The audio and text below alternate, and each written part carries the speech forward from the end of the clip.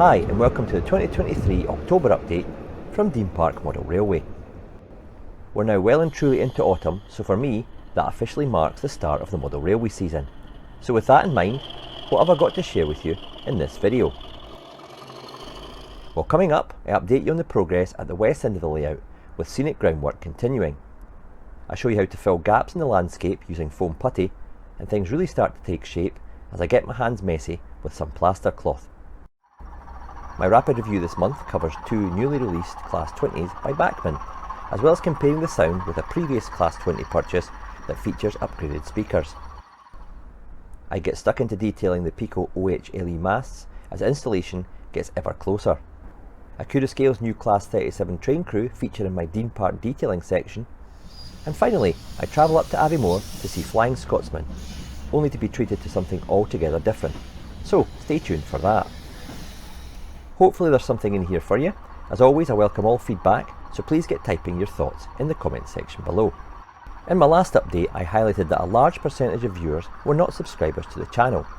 Well, since my last video, I've welcomed over 500 new subscribers to the Dean Park community. So a genuine thank you goes out to everyone who's hit that subscribe button, and I hope you enjoy watching some of my content over the next few months. If you've not yet subscribed, why not join the new 500 and support the channel? And please don't forget to hit that notification bell to be alerted of all new content coming from the channel. Okay, I think it's about time we got stuck into the video. So first off, let's bring you up to speed with the big build at the west end of Dean Park.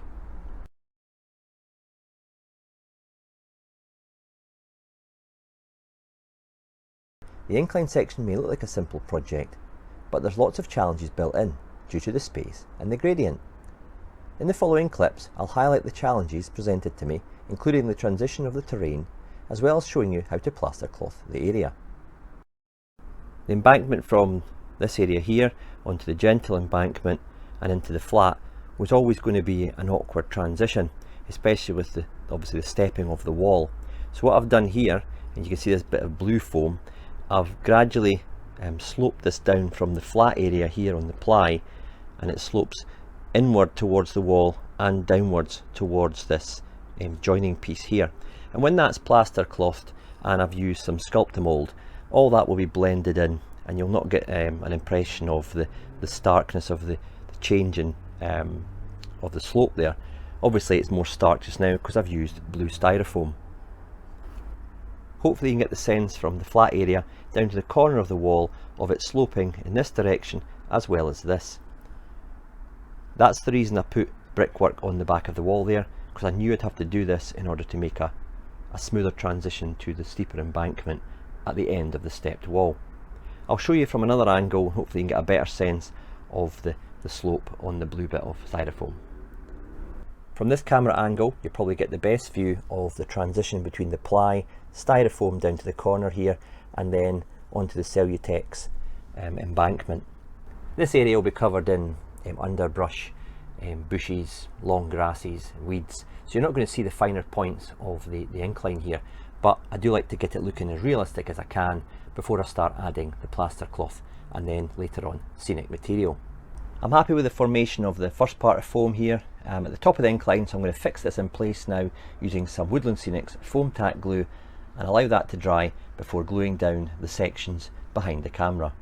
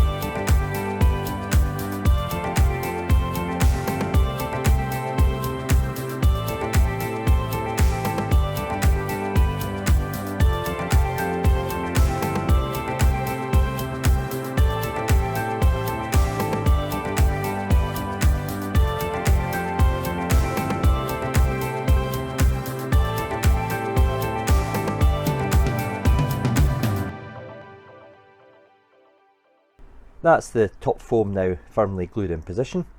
I can now remove some of the foam nails that I've used to hold it down whilst it was gluing. What I'm going to do now is I'm going to use my foam putty to fill in any gaps in height, and obviously there's slight gaps here, and just blend it all in preparation for the next stage, which is plaster cloth.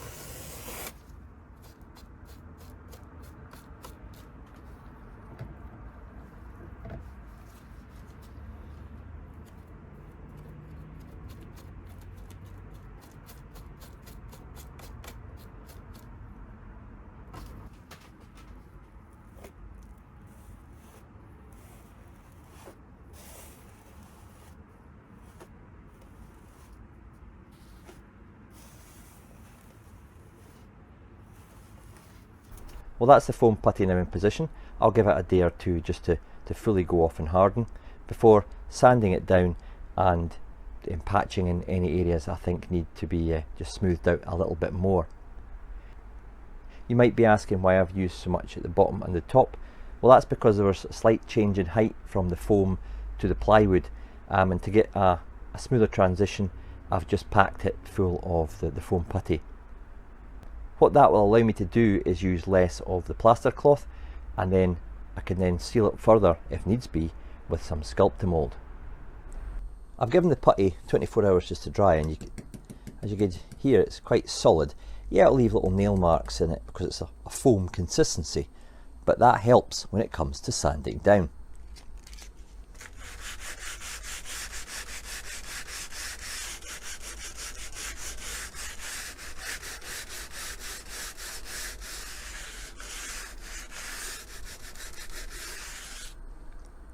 It really is so simple to sand and smooth.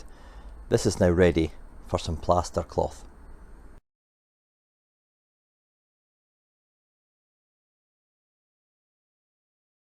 The plaster cloth or plaster bandage that I'm going to use to cover the embankment area here is from Woodland Scenics, and the code for that is C1203, and you get it in different size packs, and you also get it from different manufacturers.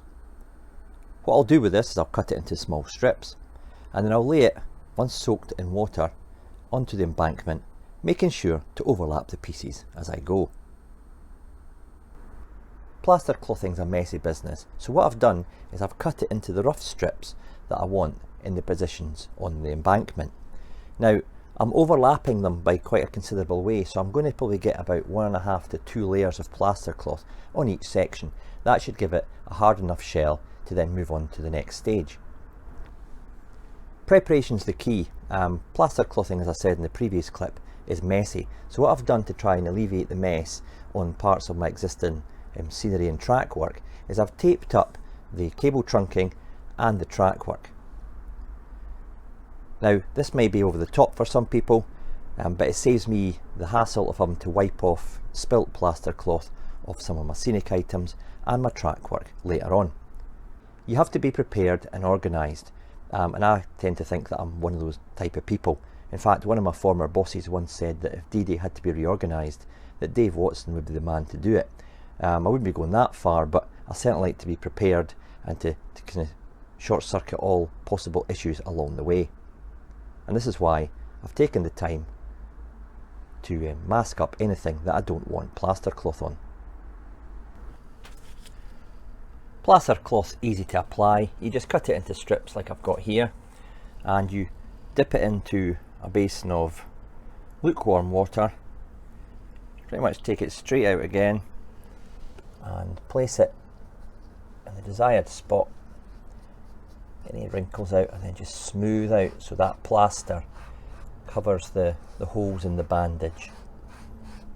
See, a lot of modelers who do plaster clothing and they don't smooth it out, and then when they put their scenery on top, especially if they're just painting it in a base colour of brown, you see all these little holes. So you really got to work it in to get rid of that kind of waffle effect.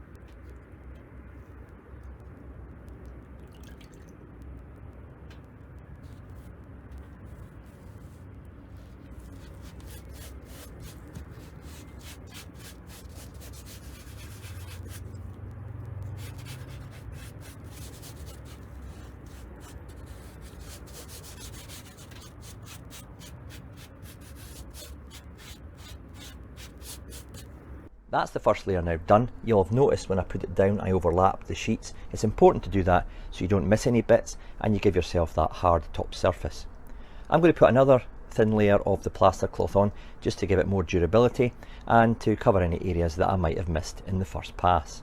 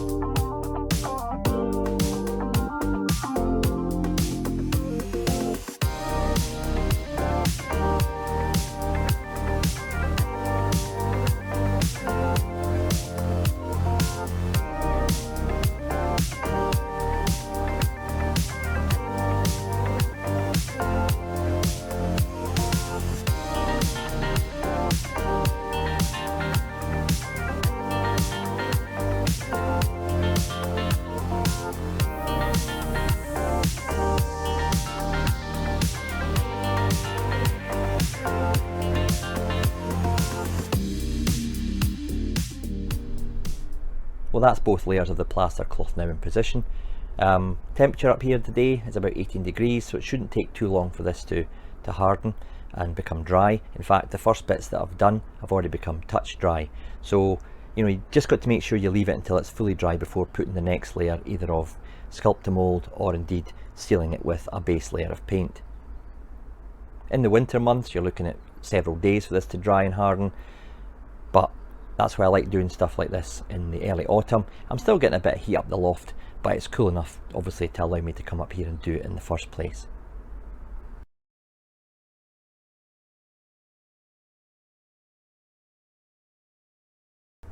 I left the plaster cloth for 3 days and I've checked it and it's all dry and it's hardened as well. If you put your hand on it and it's still cold, it's probably wet or damp underneath, so just really allow it time to fully harden and dry off, okay? Because if you put the paint on top and it's not, the paint might not adhere very well to the surface. What I'm going to use for coating it, I'm going to put 1 or 2 layers on, is the earth undercoat, and that's from Woodland Scenics, and I showed that in my previous update, and give it a good coat with this. This is a water-based paint and it's specially formulated for use with carving plaster and plaster cloth such as this. So I'm just going to continue doing all of this round the corner, and I'll stick another coat on it to fully cover the white plaster. A lot of modelers make the mistake of not fully covering the plaster, and then when you put static grass or whatever on top, in some areas you might still see the white, which is unsightly. Another way around it, and a lot of modelers do it, and I certainly will be, is using scatters on top of this painted surface. So really nothing of this paint will eventually be seen, but you know, if there is a small area that's bare of static grass or scatter, I've got the added insurance of having this plaster cloth totally covered in a brown base layer.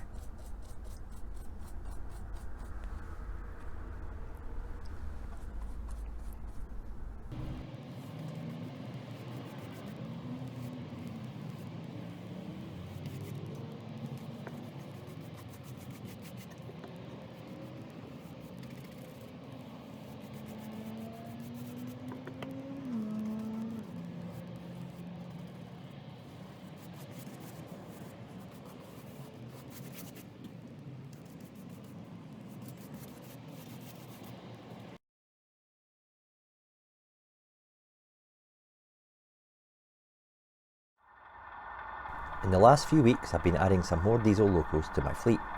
This includes the new Bachmann Class 37 with running number 37260, complete with centre car headlight. Today I'll focus my rapid review on the latest releases of the Class 20 from Bachmann, and in particular 2 BR Blue disc fitted versions. First off, we have a factory weathered version sporting a faded paint look with subtle weathering in running number 20072.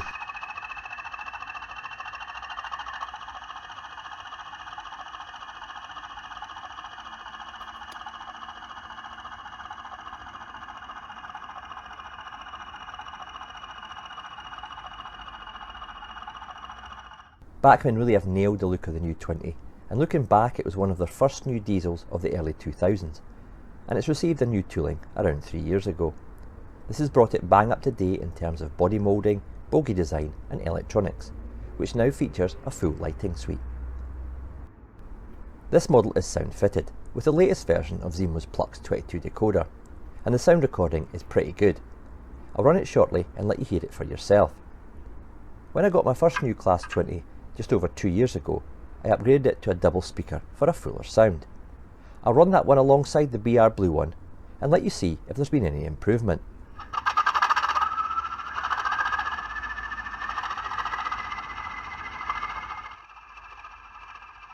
Bachmann have chosen not to do a sound fitted deluxe version of the 20, and this is a kind of a shame, as the large end windows on the 20 would have looked really good with their deluxe glazing. However, a rotating fan in this model may have been a step too far, as space inside is at a real premium.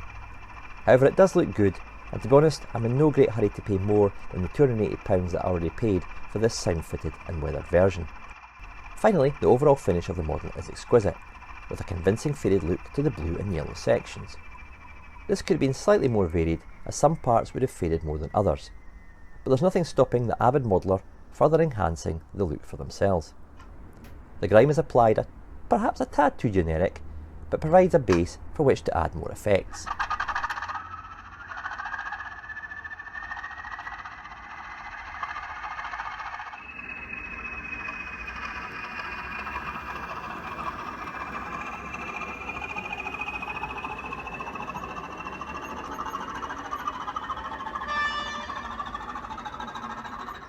The second 20 is another disc fitted model in BR Blue, but this time it's in pristine condition.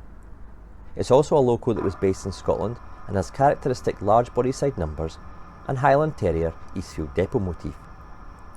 This model is part of 2 regional exclusive recently unveiled by Bachmann at Monk Bar Model Shop's 50-year celebrations, and is exclusive to model shops in the north of England and Scotland. Both of these models are priced at £275 for the sound fitted option and £192 for the DCC ready ones.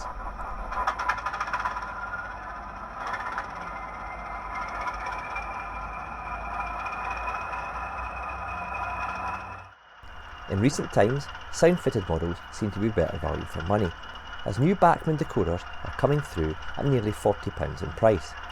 So fitting your DCC ready locos is also getting more expensive. Detail on this model is superb, and as with the other Class 20, the bogies are packed with detail and have a good amount of relief, making them really stand out on this new tooling. I'll be running the 20 in a double head formation with the domino box fitted rail freight grey 20.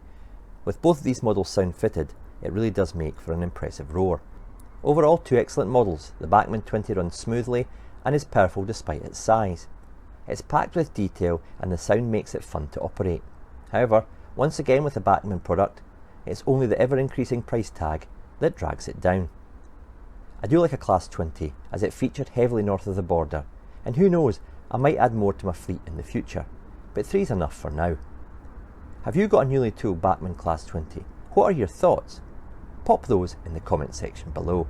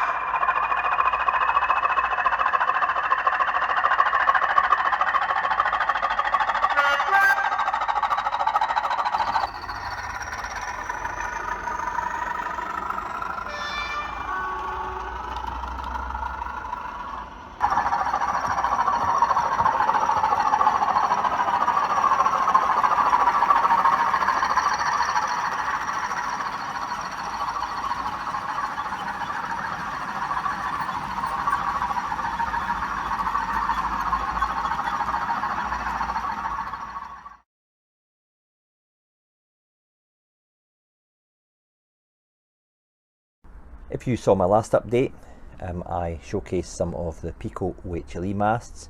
Now these come unpainted, so you've got bare steel there and down the mast as well.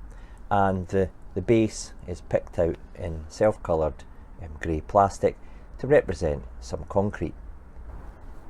This is the painted one. You'll notice that I've fitted the registration arm at the bottom here, and I've left that unpainted, as I have for the small bracket at the top there. This is in case I decide to fit the wires in the future, and they will be soldered onto the OLE mast, and it would be easier to solder obviously if it wasn't painted. I also snipped the arm off at the end here. They come with an extension just to obviously allow the modeler to connect the contact arm here in a different position to allow that wire zigzag that you get on the real railways. I soldered this on before masking it off and then spraying the whole of the rest of the mast, first of all with an etched primer so it grabs onto the metal, and then with a Humbrol 64 light grey acrylic from an aerosol can, obviously masking off the insulators as I did that as well. I then masked off the rest of the mast before airbrushing some precision weathered concrete to paint on the base. The main era that I model here at Dean Park is mid-80s through to 1990, when the 91s came up to Edinburgh under the newly installed OHLE system. Therefore the masts will not be in heavily weathered appearance, they were brand new at the time. However, I will be adding some subtle weathering with some Humber weathering masters to this mast just to tone it down that little bit. I just feel that the painted one looks a bit more realistic. It ties in nicely with the OHLE masts that I made for the upper level, and you can just see one of the masts at the top of your shot there.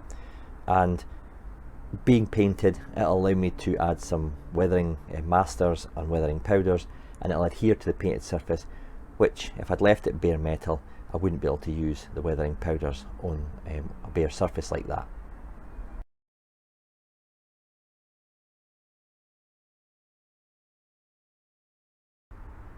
I've just taken delivery of a new book from the Scottish Diesel and Electric group. This is the 4th book in the series and covers the steam heated Class 37s that operated in Scotland. This book follows on from the other 3 books that I've collected on the Class 26, Class 47/4s and Class 47/7s. These books are a great read, as well as a superb reference guide for enthusiasts and modellers alike. These books take you through each member of the subclass and give you a summary of its working life, depot allocations, detail changes and liveries worn at certain periods. It's also packed with impressive coloured photographs. If you enjoy learning more about your British locos, then these books will be right up your street. They're available directly from SDEG, and details of their Facebook and email address are on the screen now. Volumes 1 to 3 are priced at £30 plus your postage, and the Steam Heat Class 37 book is £33 plus your additional postage. They can sell out quickly, so I wouldn't hang about, and personally I can't wait to get stuck into this latest one. I've been told that the next volume will be on Freight Class 37s, and that's due out sometime next year.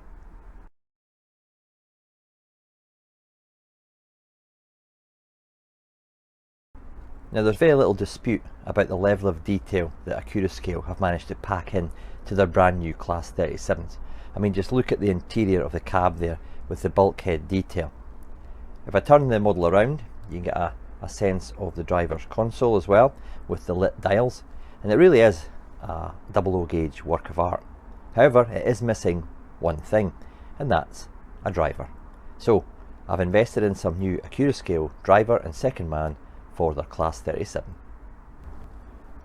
So what do we get for our money? Well, it comes in a nice little box for a start to protect them in transit, and there's a little bag which I've removed them from, and there we have the driver and the second man.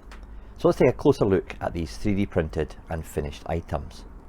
Okay, first impressions are fair. The boy on the left, he's the driver, and you can see his left hand is extended there for the controls, and his second man on the right hand side is munching a sandwich and reading the newspaper.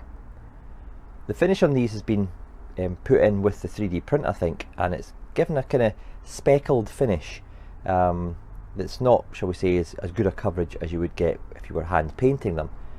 But therein lies the problem. A lot of people won't like to hand paint or can't hand paint their figures. Maybe they've got dexterity or vision issues. So the Accurascale figures give a great alternative as they come pre-finished. It's from this angle that you can see the slight speckled finish on the blue uniforms, and the driver at the left has got a kind of grey ashen look to his face. He needs a bit of fresh air, and perhaps he should stick his head out the cab window of the 37 while he's on the West Highland line, and that'll add some colour to his cheeks. However, let's have a look and see how they look when they're in the cab.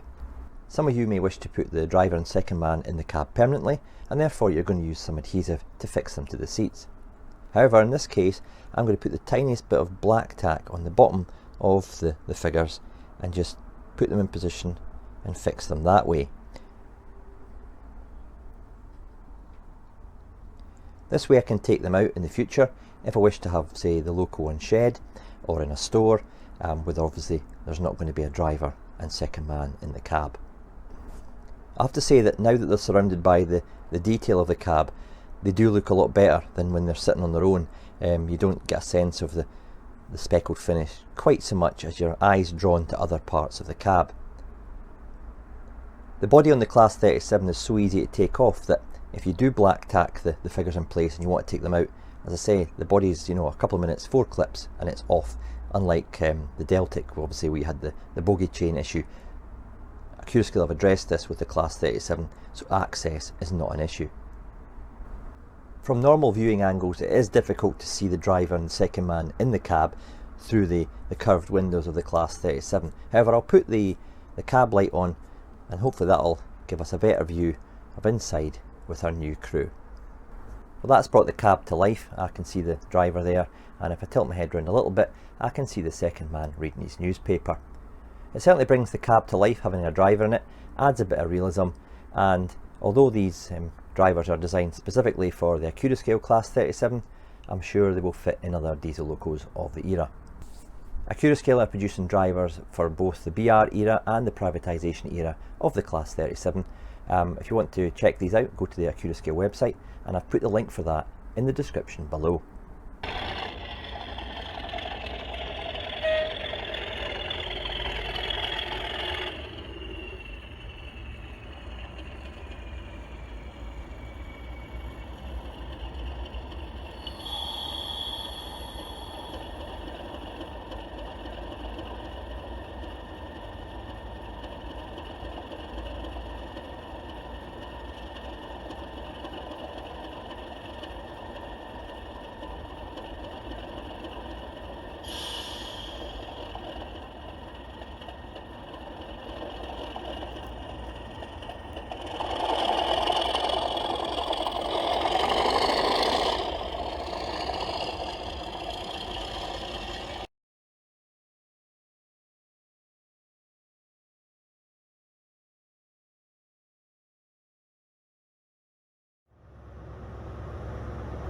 On Sunday 1st October, a bunch of us from Scoonie Hobbies were booked on a train being hauled by Flying Scotsman. Unfortunately, on the Friday night, the driver of Scotsman decided to shunt the back of a rake of coaches. This looked like a heavy shunt and not a major crash. However, this led to Scotsman being taken out of service. We were, however, all looking forward to the day out, so we decided to go anyway, and we were treated to a beautiful day and enjoy the trip behind one of the Class 2 260 resident steam engines. I will share some sights and sounds of the day, showcasing the impressive Cairngorm Mountains and stunning Scottish landscape. It was also great to meet so many of you who follow my channel, including Flying Scot, who come all the way from the Netherlands to visit Aviemore.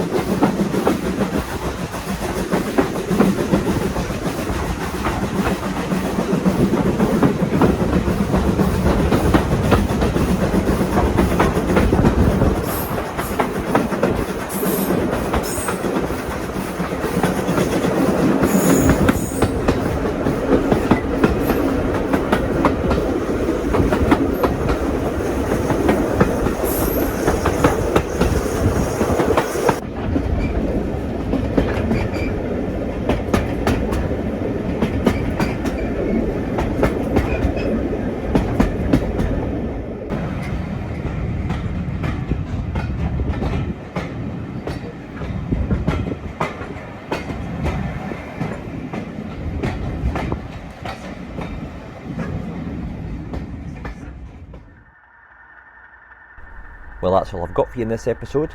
I hope you enjoyed seeing some of my work, and I'd be really keen to hear your thoughts on anything you've seen in this video. Next month I hope to be able to show you some real significant progress as I start ballasting and adding scenic detail to the incline section, as well as an update on the slightly delayed upgrades to the station and lower main line. In the meantime, thanks for watching, stay safe, and cheers for now.